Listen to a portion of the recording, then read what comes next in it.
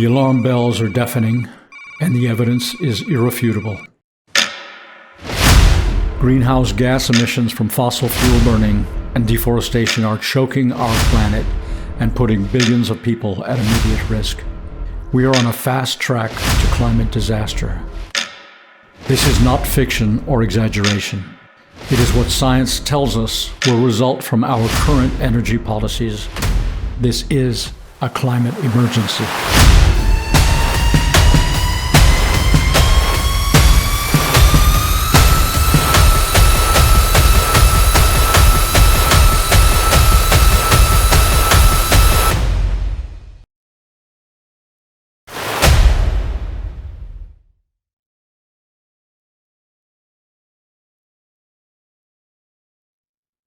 Good evening, everyone. Great to be with you for this, our 11th program, coming to you from the COP27 Climate Change Conference in Sharm el-Sheikh, Egypt. I'm Casey Schulberg, the Collier County Waterkeeper, your co-host for these daily shows, along with my friend, Dr. John Capece, the Kissimmee Waterkeeper. Today's theme at the conference was biodiversity. You may be surprised to learn that 80% of the world's biodiversity is under the stewardship of indigenous peoples, whether in Africa, South America, Oceania, Asia, or here in North America. We in the West and in the developed nations have not proven to be great stewards of the remaining 20%.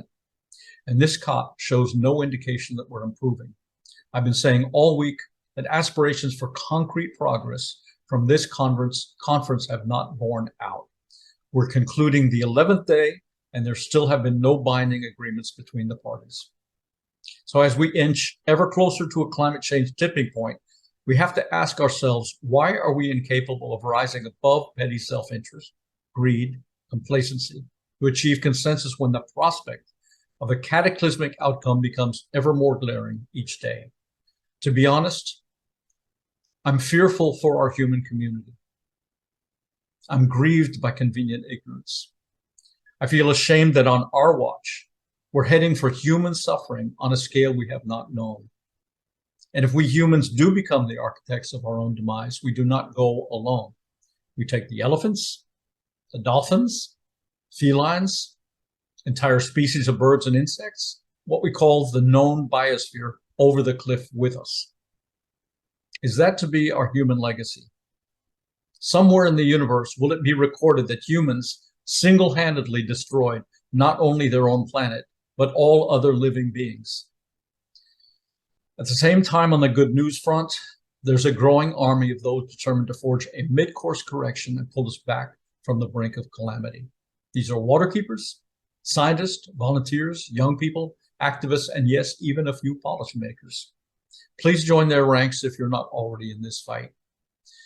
Tonight, we have a chock-a-block program with John's commentary from the conference, a piece from the executive director of Senegal's Barney Coast Waterkeeper, followed by two heavyweight waterkeeper warriors from our Southwest region, talking about the ailing Colorado River, where water scarcity is the key issue. We cap the show with Michal Fidler's photo recap of the day, including a smattering of today's protesters. John will talk about the need for U.S. leadership, especially important considering the fact that we're not making much headway at the COP. So let's hear from John. November 16th was Diversity Day at COP27, and some of the coverage of Diversity Day had a clearly human-centric approach to diversity. One pavilion talked about how we needed to diversify our food systems to safeguard the future of food, boost biodiversity, and build resilience in our ecosystems and food systems. So basically biodiversity from a human food systems perspective. Of course, overall biodiversity will enhance human ecosystem support systems. So, there is some legitimacy to this approach, but clearly they are appealing to national self-interest in advocating for biodiversity. Now, today I thought I would focus on some of the data that was used in one of our editorials. Two editorials ran today in the Florida Weekly, one by our friend Roger Williams, very, very kind editorial on his part relative to KC and myself. But then the second one was written by KC and me, and it included some data about the midterm election and voter preferences and how that relates to climate change, the issue of climate change, how that figured into the decisions of voters in this midterm. But as I was going to the Florida Weekly website, I noticed that the first thing that popped up on my web browser was an ad for the Egypt oil and gas conference coming up in 2023 in February. So kind of ironic, and they're promoting Egypt as a facilitator for the regional oil and gas industry. At least they're not holding it at the same venue as COP27. But the editorial that Casey and I wrote cited from one article talking about the 5 top issues that voters listed as being influencing their vote. None of those had to do with climate. But interestingly, I found another article that pointed out that climate did figure into the voting decision of a significant number of voters, although not in the top 5. Now, when we look at some of these data from the article that originally Casey and I cited in our editorial, it lists the top 5 issues for voters, American voters, in the midterm as being the economy, abortion, gun policy, crime, and immigration. And however, this other article cited that number 6, coming in at 8%, was climate. And that was up 4 points from 2020. So in 2020, only 4% of voters listed climate as driving their personal vote. And why is this important? Well, at events like COP27, among the most important actors in international decision-making on joint climate action are the top 2 economies, the United States and China. So how things go in the US and China plays a very big role in global decisions on the issue. Now, when you look at a different survey that was based upon the asking voters, likely voters, what are the most important issues to the nation at this time, not what influenced their votes, but which they would rank as the top issues of concern in the United States, they listed economy, abortion, and immigration, all 3 of which were in the top 5 of the voters, but climate came in tied with immigration for number 3. When you looked at both the Democrats and Republicans, what they were saying in the aggregate. But when you look at Republicans, their top issues were economy and immigration, and climate came in only way down the list.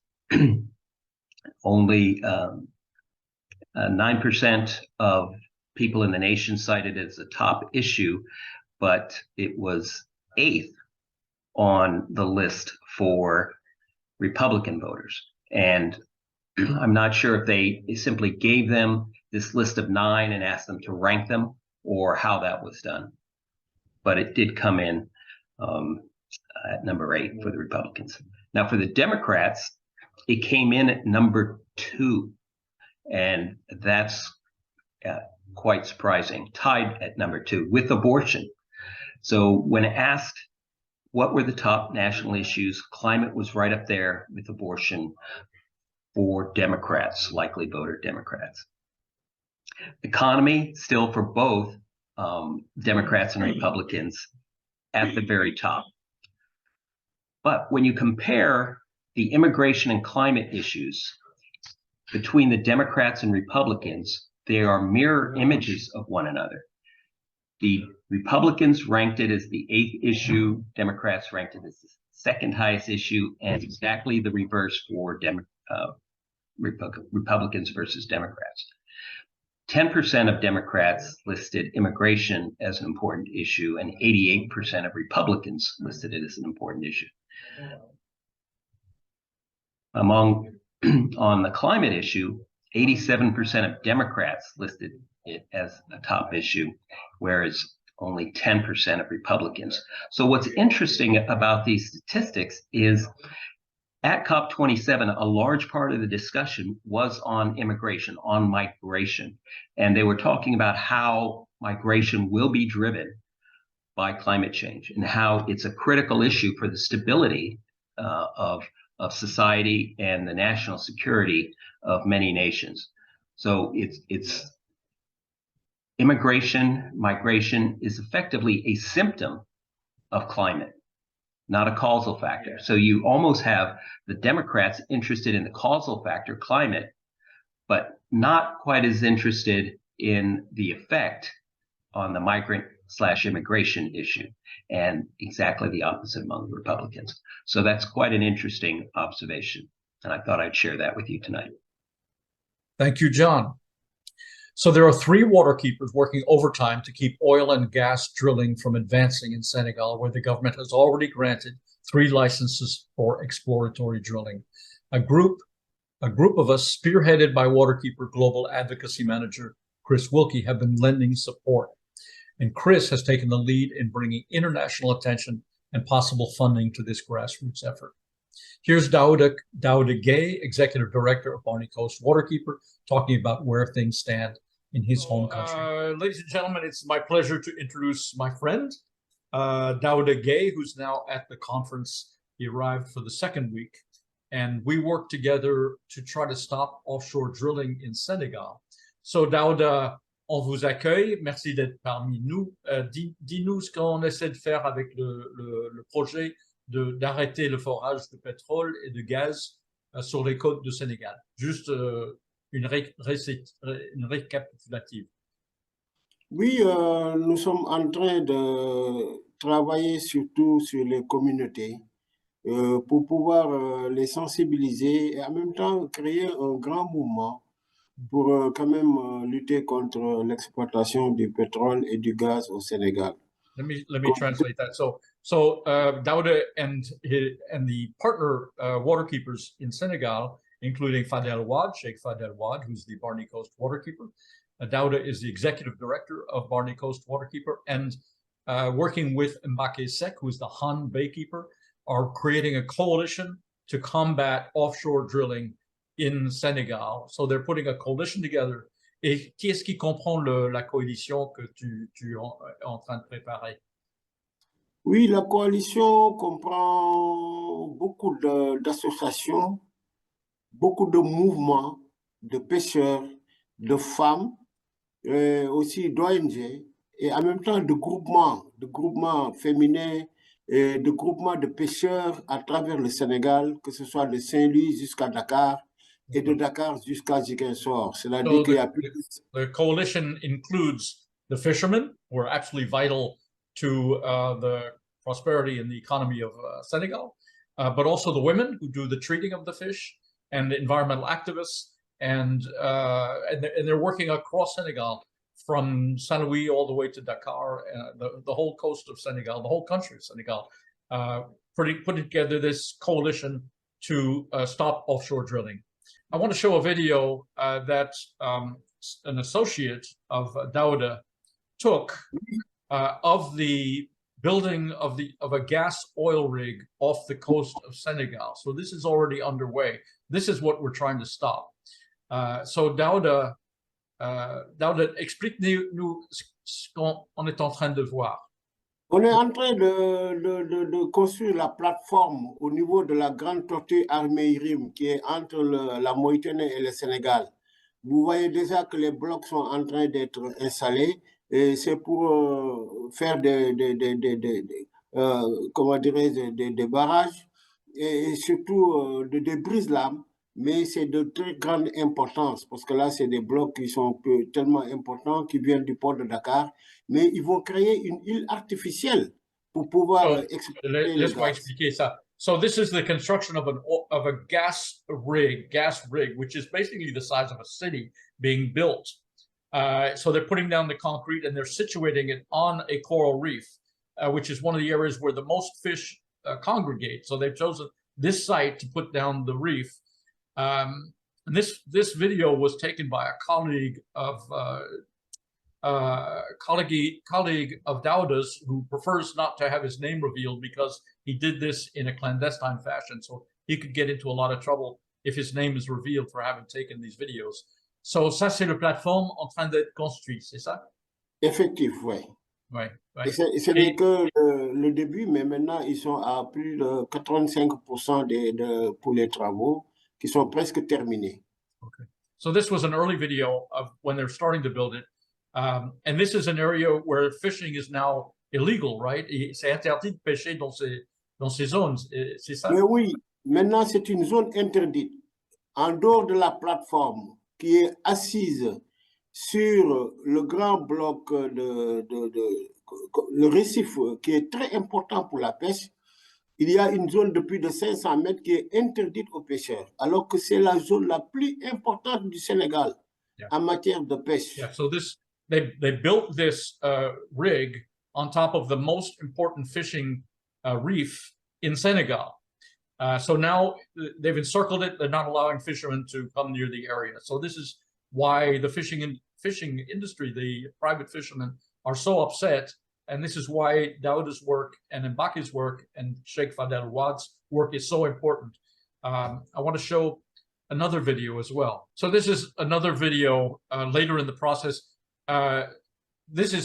C'est plus tard, c'est après l'autre vidéo. On voit que c'est plus construit. C'est ça, Daouda? Oui, c'est maintenant presque terminé. Et vous voyez déjà les blocs qui font œuvre de prise-lame et toute la station pour le gaz et en même temps la liquéfaction du gaz. On l'appelle Diatara parce que Diatara, c'est le récif qui est sous l'eau. Et maintenant, la plateforme est assise sur le récif qu'on appelle Diatara, c'est un nom Olaf. Et maintenant, vous voyez que c'est presque terminé. Ils vont faire la liquéfaction du gaz. Alors, bien qu'alors que ça pouvait normalement se faire en offshore, en dehors de la mer, pour pouvoir mettre cette usine, mais cette usine va avoir des impacts très négatifs sur la pêche, comme je l'ai dit, et en même temps aussi sur l'écosystème marin. Parce que là aussi, il y a the reason you're seeing Diatara on the screen is because the name of the coral reef upon which this gas rig sits, is called the Diatara coral reef. And again, it's one of the most important repositories of fish in Senegal, and fish is absolutely critical to the Senegalese economy and to the livelihood of Senegalese, who depend on 70% of their protein comes from fish. So this is now almost fully built, and as you can see, it's enormous. So merci beaucoup, Daouda, pour cette intervention. On te donne beaucoup de support, beaucoup de courage pour ce combat. Thank you so much, Daouda, for the work you're doing. We wish you courage and strength and continued passion in your efforts to stop oil and gas drilling off the coast of Senegal. Merci, Casey. So John Weisheit, the Colorado Riverkeeper, and Kyle Roerick, the Grand Basin Waterkeeper, are two of the most knowledgeable and passionate water policy and climate change advocates I know, with a great grasp of the politics, the science, and grassroots efforts to salvage the ailing Colorado River. Let's hear from John and Kyle. Hello, folks. So we're really happy to have the mighty Colorado, one of the largest rivers and most consequential rivers in the U.S. I think it flows 1,500 miles. Is that right, John? That's close enough.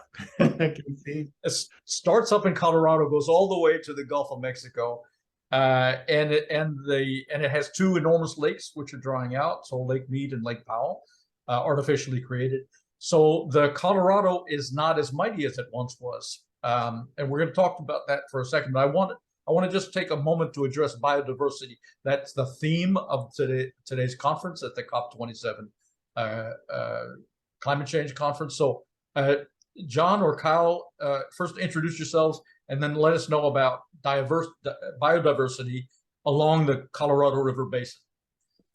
Well, my name is John Weisheit. I live in Moab, Utah, above the confluence of the Green and the Colorado River. I'm very, very close to the state of Colorado, but most of the tributaries convene in Utah. And I've been a river guide for 40 years. I started a nonprofit organization called Living Rivers on at Y2K Day, actually, in January 1st, 2000. And then in October 2nd, I became a member of the Waterkeeper Alliance. 2002. Yeah. Wow. That's going back a ways. Yeah. And Kyle? I'm Kyle Roerick, Executive Director of the Great Basin Water Network. We work on groundwater and surface water issues all throughout Nevada and Utah, the nation's two driest states, and I am also the Great Basin Waterkeeper. Okay, fantastic. So tell me, guys, I heard a surprising statistic about biodiversity in your watershed. John, want to address that? Well, yeah, it turns out that desert climates actually have more biodiversity. Maybe it's because of the intensity of geography and climate and how nature adapts to those different variants. And nature likes to fill voids, and deserts have voids, and so nature fills them. And so we have huge amounts of biodiversity. Like some national parks, forests may have 270 species. Canyonlands has 3,000. So, and even the more severe the desert, the more diversity it is. Like, for example, Death Valley has probably more diversity than any national park in the United States. Amazing. I mean, it's kind of counterintuitive, but nature finds a way, you know. Well, that is interesting to hear. Is the biodiversity threatened by what's going on in Colorado? I mean, we're talking about a drought out there, and so is that going to impact the biodiversity of the area? Are they going to like it more? Yeah, actually, people don't know this, but the Endangered Species Act happened because of an incident in the Colorado River Basin. It was after building Flaming Gorge Dam on the Green River, and the wildlife departments, both state and federal, decided to kill native fish and supplant them with non-native fish. And Secretary Stuart Udall put a stop to that immediately. And the result, that was in 1962, they used the Wilderness Act to preserve, to create an endangered species list, and that list came out in 1966, and it included all 50 states.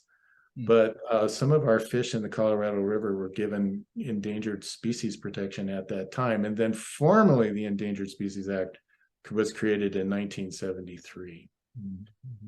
So it got its origin from the Colorado River. Amazing. Just like dams got their origin from the Colorado River. Well, I appreciate that. Appreciate that, getting that done. Speaking of you know, years past, I think it was 1922 when the Colorado River Pact was passed, entitling 7 states to water allocation. And now, you know, all these years later, there's a real competition for those water rights. Everyone is clamoring for more water, and not to mention the native tribes who have their rights to a certain amount of allocation of water in Mexico. So talk a little bit about that. What's going on? How are the resources being strained, and what are the prospects for the next foreseeable future? The prospects aren't looking good. There's reason for optimism, but let's consider this: around 1922, all the water buffaloes, the stodgy bureaucrats who were sitting in the smoky back rooms, who were devising this compact among the states, largely leaving out indigenous communities, but you know, they were looking at hydrology for a 20 million acre foot river, between 18 million and 20 million acre feet. And then over the course of the 20th century, basically by the mid 1950s and 60s and 70s, it was really seen as a 14.7 million acre foot river. And in the, in so far in the 21st century,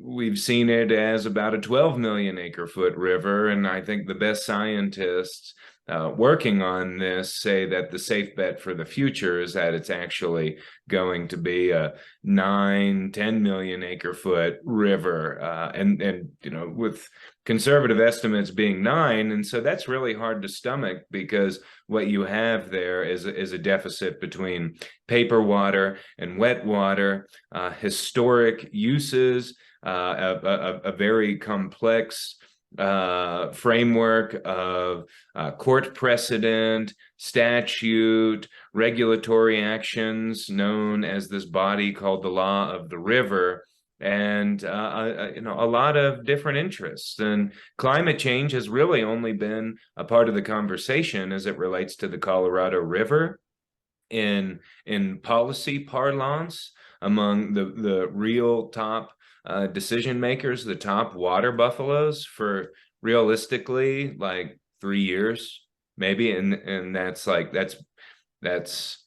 being generous. But in 2007, you can look at what they were talking about. They were predicting in 2007, the federal officials and state officials, that Lakes Powell and Meade would be considerably higher than they are today. So their heads were in the sand, and now that the reservoir levels have dropped so much, now they're having to pull their heads out of the sand.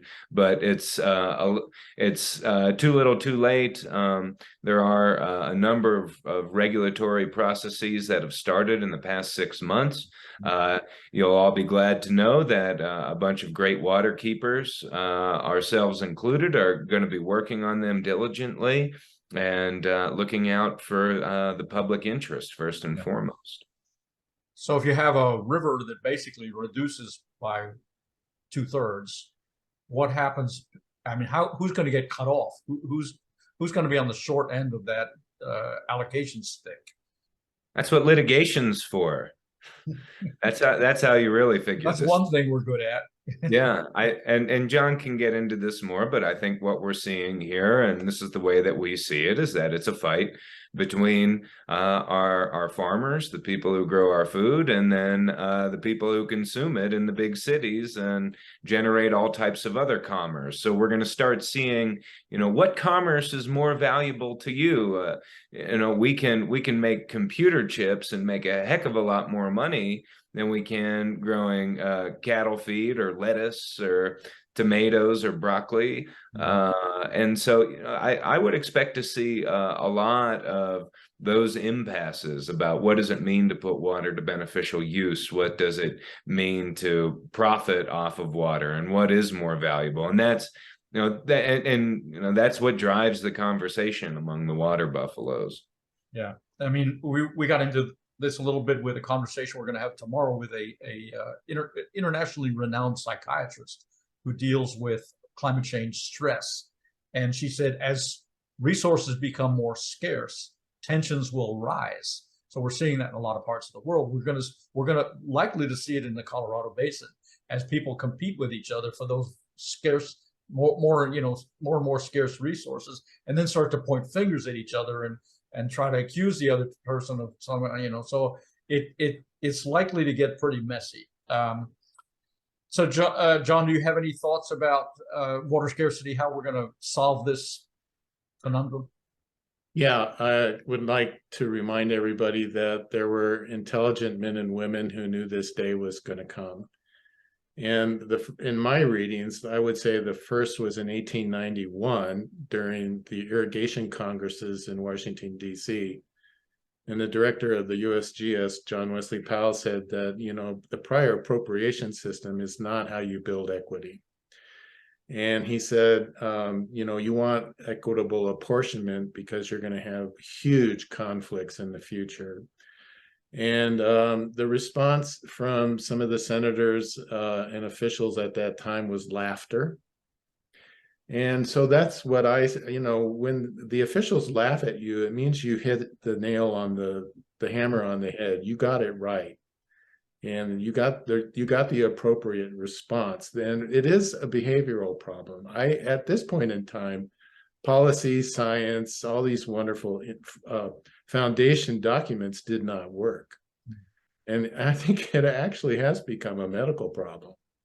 A medical problem. We can't change behaviors. That's what the problem is. We can't address climate change until we address our behaviors. In 1983, the National Academy of Sciences said this very thing. They said climate disruption will cause a splitting of the political, it'll create adversities, and that will be our biggest barrier is our personalities, our belief systems. Mm. And they said that, do you realize that was 40 years ago? Yeah. And we didn't have that at the time, but we certainly have it now. So people prophesized this would happen. Mm-hmm. And there's always self-interest and greed and, people's and political status quo. People don't like to change, and they're just not adapting quickly enough. I mean, we're seeing it in every sector of the climate change battle. We're seeing it in finance, we're seeing it in politics, we're seeing it in social justice, we're seeing it in behavioral, in social justice. So we are not adequately addressing this problem. And it may be that we're all lemmings about to run off the cliff. I don't know if we're going to be able to pull ourselves out of this nosedive. Want to talk for a second about dams. The Colorado has more dams than any river in the country, and they're apparently more planned because there's a lot of growth in that area. So that's going to put more strain on the paltry resources that are there. So what is your feeling about dams on the Colorado? Well, so it's a geography problem because the Colorado River happens to be the muddiest river in the Colorado River, and all these dams, there's 283 dams in the Colorado River. 52 of them belong to the federal government. Taxpayers, it's paid for it. So we're all involved in this decision. It involves all of us as taxpayers. If we can't solve it in the Colorado River, we're not going to solve it in New Hampshire. So we need new federal policies to handle the future. The policies of the 20th century got us here, but the policies of the 21st century are not going to work. So when you have accumulation of sediment in Lake Powell and Lake Mead, eventually you compromise storage, and you compromise flood control, and you compromise hydropower. So since we're headed for dysfunctional infrastructure, what is the plan? And there isn't one. We can't even decide how to equally distribute our water. And so, in other words, this is just the beginning of a long decade of problems that need to be solved. And actually, Kyle and I do not see any progress, any forward steps to handle these problems, which means it is a train wreck. It is about to go over a cliff. We're supposed to have listened to our elders and made these corrections a long time ago, and we failed to do that. And now we're at a critical time, and so solutions seem somewhat. So, it's said that nothing motivates like panic. When is that going to set in? When are we going to either kind of wake up, get out of our stupor and our complacency, and address these problems head on? Well, I think we see it every summer around August, which is a benchmark month on the Colorado River, where certain water elevations at Lake Mead then trigger all the cuts that we hear about on television, and there's panic for a couple weeks, or just a lot of news stories, a lot of debate and conversation, and then August comes and goes, and then by October you get your first snows, and people are thinking about heading out to the slopes, and so I think there's a lull and a gap that often overtakes us, and has been the case the past couple of years. But I think from those who are very engaged on the river, there is a force galvanizing us all to want to take action. I mean, we're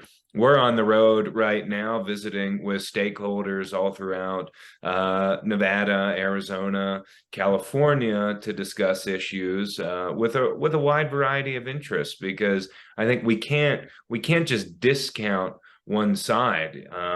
You may want to see all the alfalfa ripped up, but it's important to go and talk with a farmer about what their issues are. You may the water managers who want to build new dams, you may not want to speak with them, but you have to understand where they're coming from in order to better educate the public on the bigger picture. So that was a long-winded way of saying, there's some regulatory actions in the works right now that I think are going to drive the conversation in a very public way. There's litigation right now between big water interests in the states against the Navajo. There's often talk about, collaboration and everyone's singing Kumbaya.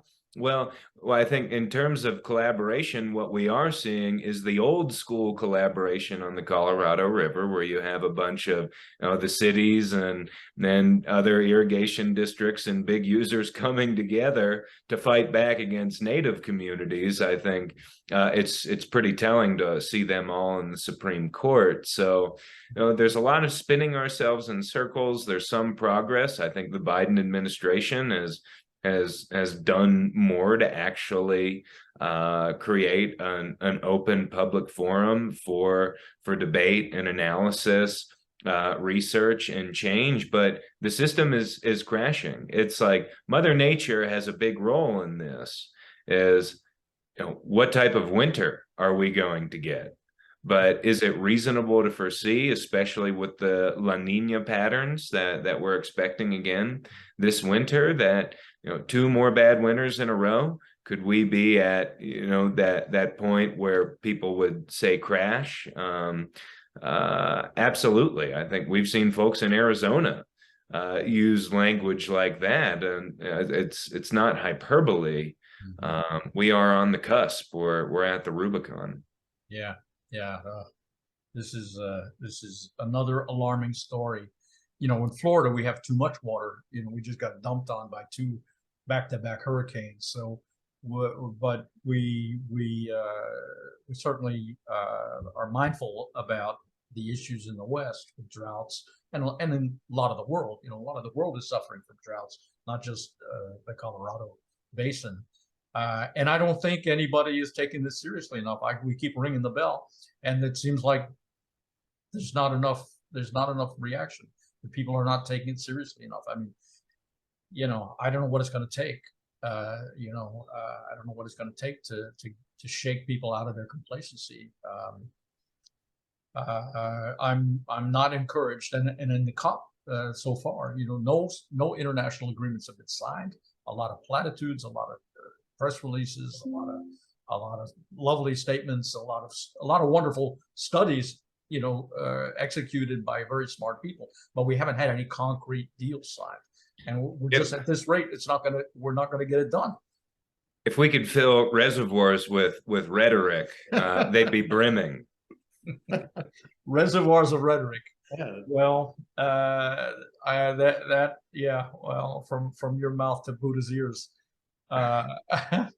So what advice would you give to the stakeholders and the participants at the COP27 conference? They need humility. Humility? Yeah. Humility in the face of the enormity of the issue, of the problem?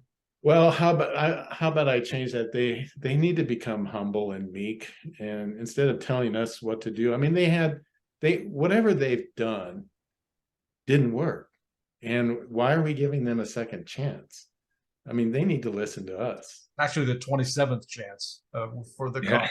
Yeah. The 27th chance since 1995. Wasn't that COP number 1? Yeah. It was in Germany, correct? Yeah, it was. Yeah. It's and Greta's boycotting this year. She says it's futile. They And, don't. I kind of have to agree with her. So far, we have not seen the kind of substantive agreements that we need in order to claw us back. So great work being done by a lot of people. The Waterkeeper Alliance is doing great work. We've been talking to waterkeepers all week. We need to step up our game. This is not satisfactory. This is, our hair should all be on fire. We should be like screaming. This is not working. Well, we're proud of our heritage because we worked on this from day one. Yeah. We knew this day was coming because the scientists told us. Yeah. So, and we made the choice. And, and I think it's hugely important to say, we are trying and we are going to continue trying. We've been doing it for 20 years now and we're not giving up. And because there's nothing more important. Yeah. And so, I'm 68 and I'm just getting started. Okay. Go get them, John. I am. We need you in there socking away. Yeah. All hands on deck. So thank you. Thanks for your input. Thanks for the work. You're in a motel room, moving around, advocating. So yeah. When you're not on the river, you're lobbying the states that are the stakeholders in this cause. So thank you for that. Yeah, and you know what? We're having fun. That's right. Well, and I think that's the advice to give to folks at COP27 is get out of your palaces and your parlors and take it to the streets and go visit with people on the ground. See it for yourself. Yeah. See it for yourself. Yeah. And when you have those personal experiences, when you dip your toes in the water or in the case of Lake Powell, the muck, it has a profound impact. So, get out. Or you go out in the desert and pick up a scorpion or yeah. Yeah. Well, yep. Thank you for those tips. We'll try to take them to heart, at least those of us who are, on the front lines. So thank you so much. Thank you, guys. We will talk to you soon. Take care. Thank you. Goodbye. Finally, we come to Michael's photo recap of today's events. He captured some of the protests and shots of some of the more than 147 pavilions at the conference. My day at COP today started by being welcomed by this crowd of protesters. They gathered right by the entrance. It was pretty small crowd. There was about 20 protesters and the crowd of the audience was maybe 100, 150 people. The gatherings here happen every day now. The crowd is different every day, yet the message is basically the same. And fossil fuels, the slogans they were using was 1.5 to survive, 1.5 to survive. I think there was a group of doctors who had the earth as being the patient, and this would be the way they were delivering the message. So they had it written on in their palms. What struck me today was that there are a few signs of things getting a little bit more loose or open, because there were slogans on posters displayed on the main stage during some of the presentations. That's something definitely we haven't seen during the previous days. There were also people drawing various banners and carrying them around.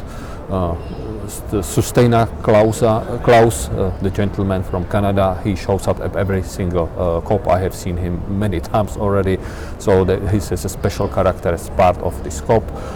Then this lady caught my attention. She simply set up her little table there, put their banners, and was sitting there, and she really enjoyed being photographed by the people who walked by. Here is a number of the participants at this COP. It's 33,500 plus participants registered with the badge types of host country, party overflow, and staff. So altogether there is more than 50,000 people at this COP. and it's always fun to just walk around during some of the breaks and take images of the people, because it's so colorful, all different nationalities, and some special characters like this gentleman just like on the ground and working on his computer. And if you walk around long enough, you can bump, like here I bumped into the US Special Presidential Envoy for Climate, John Kerry. He walked between some of the meetings, people were running behind him trying to take selfies. He was very professional, took few of them, but it was kind of, I would say, it was getting on his nerves. And as one of the members of our group, Esteban, says, the journalists, they are a crowd of merciless people. They were following him big time. Now, John Kerry is not punching one of the journalists here, although he might have been thinking about it. He was just giving high five to the person standing right next to me. Then we ended in the US Center, where John Kerry was announcing the first cohort of countries to endorse the Ocean Conservation Pledge at COP27, and I had time to take the images the way I wanted, so they are framed the way I would want them to be framed. And as soon as his speech was over, he went to a different meeting, and yet again the journalists were just after him, not giving him a second to catch his breath. Then I walked towards the main plenary room, and I realized it was completely empty today. It was almost empty. There was maybe 10-15 people in there.